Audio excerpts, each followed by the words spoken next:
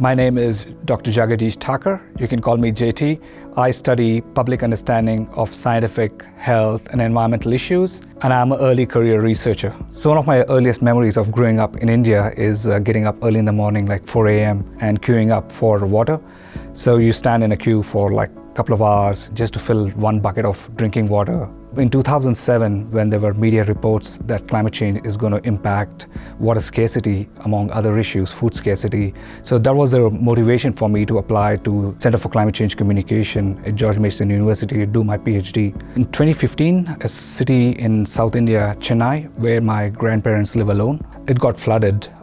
So they had a sort of a 100-year rain record broken. So in one day, they had so much rain that the whole monsoon season would have. So at the old age of 90, they suddenly have to be forced into migration to a new place, which is a new language, new weather, new culture for them.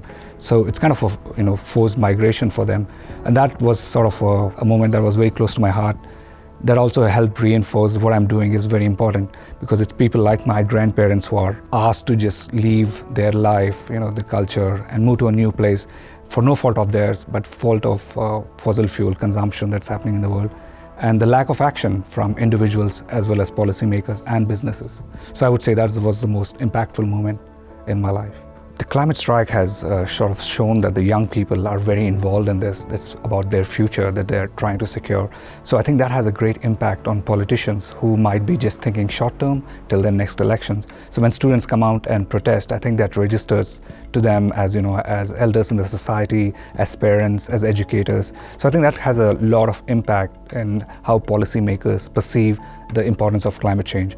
In communication early on, the idea is that if we tune up the volume of communication, if we inject the people with sort of the fact serum, people will change. So that has been an idea for many years, but we know from 3 decades of climate science, from over 6 decades of public health science, that just by telling people does not influence their attitudes or behaviors or help create healthy communities. In public health, we say simple, clear messages repeated often by a variety of trusted sources helps people change their behaviors.